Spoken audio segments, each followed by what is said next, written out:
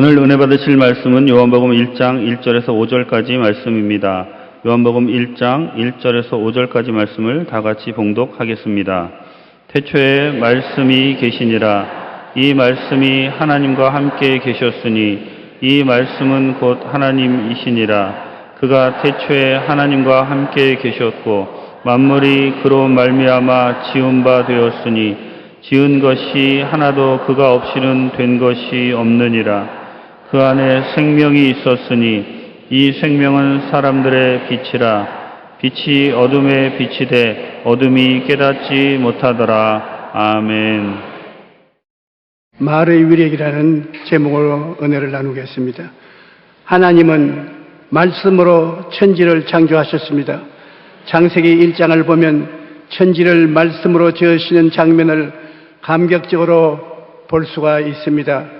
사람도 하나님의 형상과 모양대로 지으심을 받았기 때문에 하나님의 뜻을 쫓아 창조의 권세를 행할 수가 있습니다. 우리 교회 조병남 집사님이 제 비서실로 전화해서 감사하다는 말을 전해왔어요. 이분은 교통사고로 등뼈에 금이 갔는데 의사가 말하기를 금이 간 뼈 사이에 틈이 많이 벌어져서 수술을 한다 해도 하반신 마비가 될 가능성이 있다고 말했습니다. 그렇게 되면 가장님들이 일도 못하니 보통 일이 아니에요. 그런데 5월 28일 주일 예배 신유 기도 시간에 등뼈가 아픈 사람이 나았다라는 선포를 할 때 그 말씀이 자신을 향한 것이라고 마음속에 굳세게 믿었습니다. 그리고 제게 중보기도를 해달라고 편지를 보냈어요. 제가 많이 바쁠 거라 생각해서 안수기도는 생각지 못하고 중보기도만 부탁했는데 제가 편지를 읽고 비서를 시켜서 안수기도를 받으러 오라고 했었습니다. 6월 15일에 와서 안수를 받았는데 나흘 후에 검사를 했더니 등뼈가 깜쪽같이 붙어 있었습니다.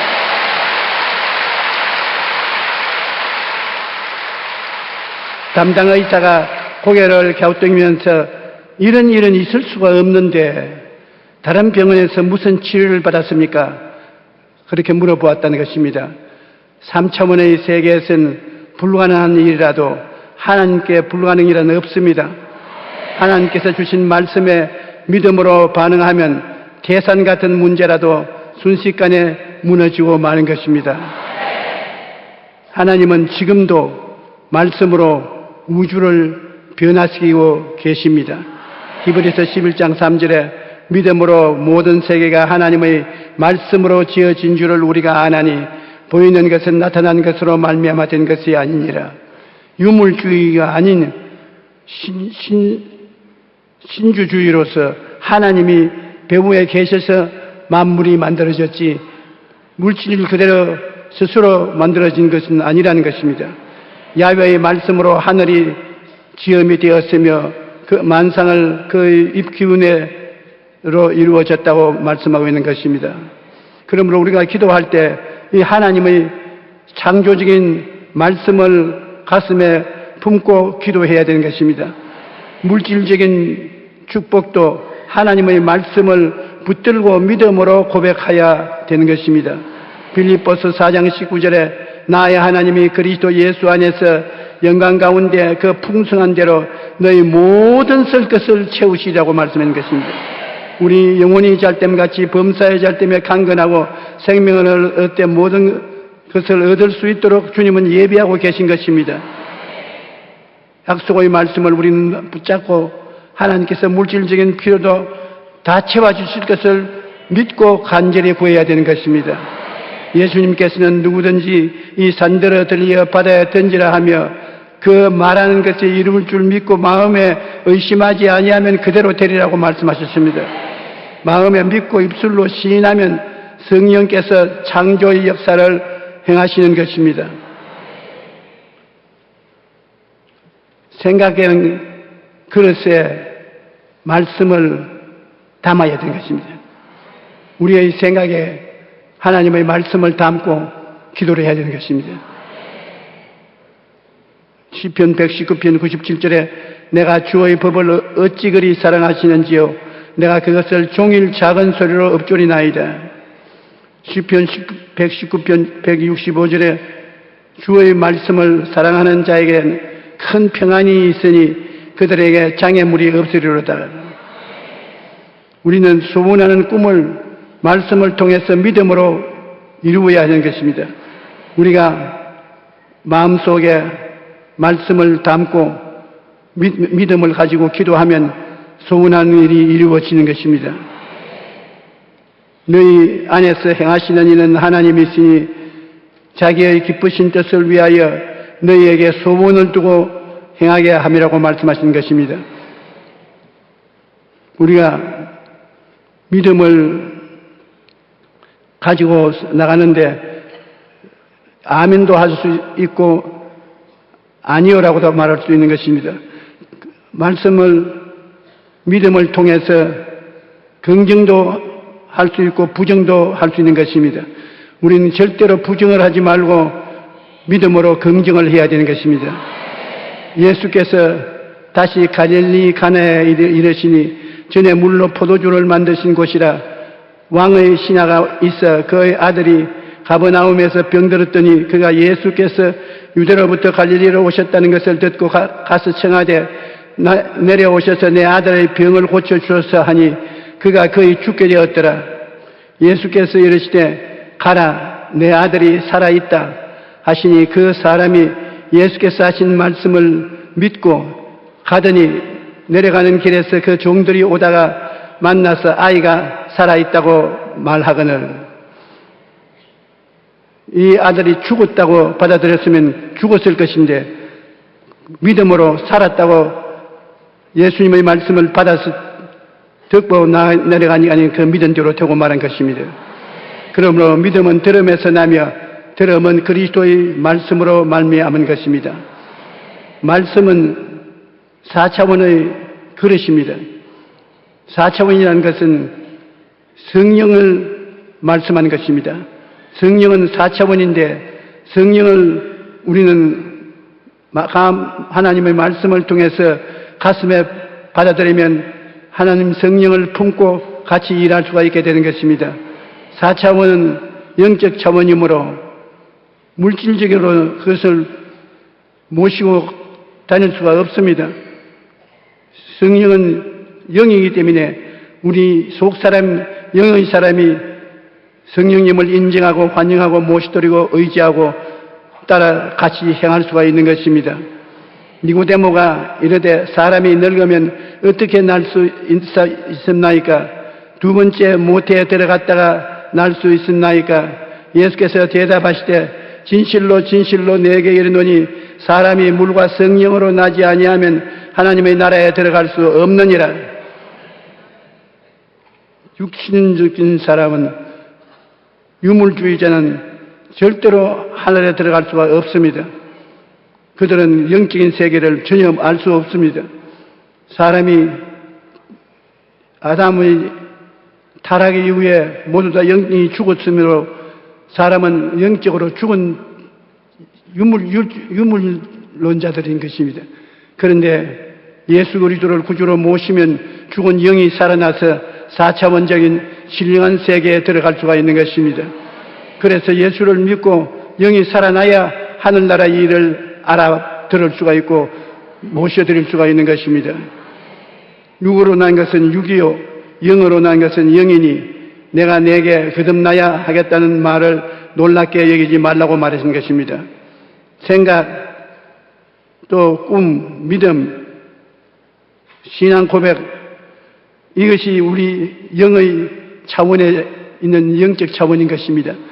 우리가 생각과 꿈과 믿음과 그리고 신앙 고백을 통해서 성령과 역사할 수 있는 것입니다. 성령은 4차원 영 그 자체이니까 우리 가슴에 가지고 있는 4차원은 생각이 4차원이요, 꿈이 4차원이요, 신앙이 4차원이요, 성령 입술로 고백하는 것이 4차원인 것입니다. 그러므로 우리 가슴 속에 품고 있는 이 4차원을 통해서 성령께서 역사하시고 변화와 기적을 창조하는 일을 하게 되는 것입니다. 3차원의 세계를 변화시키거나 새로운 창조를 가져오려면 말씀을 통하지 않고는 불가능한 것입니다. 하나님 말씀은 4차원인 영적 차원에서 우리 사람들과 함께 일을 할 수가 있기 때문인 것입니다. 생각하고 꿈꾸고 믿고 말한 것이 말씀을 통하여 성령님과 상통하고 공통으로 변화와 창조의 사역을 가져올 수 있게 되는 것입니다. 마태복음 17장 20절에 이르시되 너희 믿음이 작은 까닭이니라 진실로 너희에게 이르노니 만일 너희에게 믿음이 겨자씨 하늘만 하여도 이 산을 명하여 여기서 저기로 옮겨라 하면 옮겨질 것이요 또 너희가 못할 것이 없었다고 말하는 것입니다. 우리가 4차원의 영성을 마음속에 가지고서 성령을 모시고 나가면 믿음의 기적적인 생활을 할 수 있다는 것입니다. 사람은 입에서 나오는 열매로 말미암아 배부르게 되나니 곧 그 입술에서 나는 것으로 말미암아 만족하게 되느니라. 죽고 사는 것이 혀의 힘에 달렸나니 혀를 쓰기 좋아하는 자는 혀의 열매를 먹으리라. 이 입술에서 나오는 말이란 4차원의 영성을 통해서 나오는 입술의 말은 창조적인 힘이 있고 무서운 개조하는 능력이 있는 것입니다. 우리가 말로 온전히 시인하고 살아야 되는 것은 우리가 생각하고 꿈꾸고 믿는 것이 실제로 이루어지도록 스위치를 누르는 것이 바로 그 스위치가 말입니다. 집안에 전기시설이 다 되어 있어도 스위치를 누르지 않으면 밝은 빛의 혜택을 누릴 수 없는 것 같습니다. 이와 같이 우리가 생각하고 꿈꾸고 믿고 말한 것을 입으로 시인하지 않으면 아무 변화도 일어나지 않습니다. 입술로 고백해야 되는 것입니다. 아무리 생각을 해도 생각은 입술의 고백을 통해서 살아나고 꿈을 꾸어도 그 꿈은 입술로 고백해야 되고 믿음을 입으로 시인해야 되는 것입니다. 입으로 시인하고 말한다는 것은 정말로 위대한 변화를 가져올 수 있는 초점이 되는 것입니다. 이와 같이 우리가 생각하고 꿈꾸고 믿는 것을 말로 시인하지 않으면 아무 변화도 일어나지 않습니다. 믿음을 입술로 시인할 때 성령께서 역사하셔서 우리 삶에 놀라운 변화가 나타나는 것입니다. 우리는 하나님의 형상과 모양대로 지으심을 받은 존재여서 말로서 환경을 변화시킬 수 있는 사람이라는 것을 잊지 말고 알아야 되는 것입니다. 우주 만물은 3차원, 즉 육체적인 존재입니다.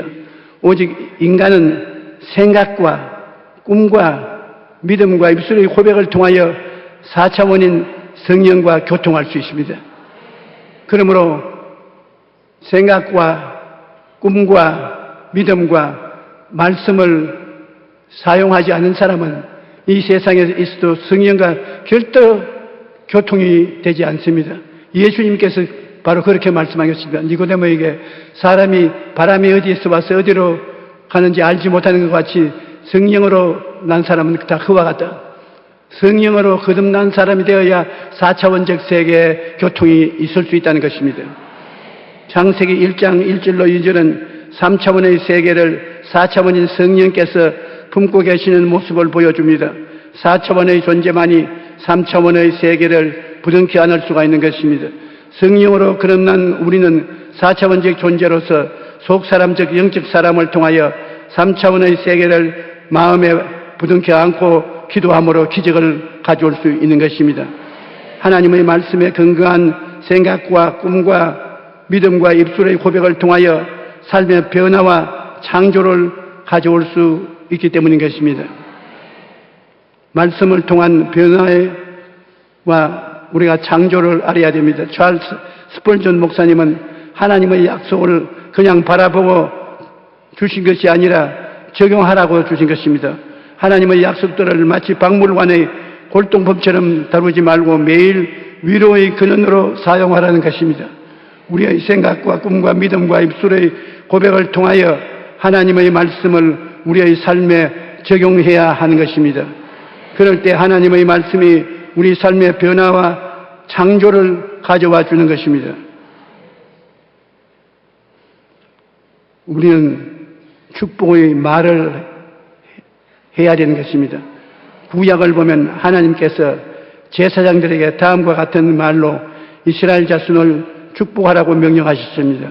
야훼는 내게 복을 주시고 너를 지키시기를 원하며, 야훼는 그의 얼굴을 내게 비추어 은혜 베푸시기를 원하며, 야훼는 그 얼굴을 내게로 향하여 평강 주시기를 원하노라.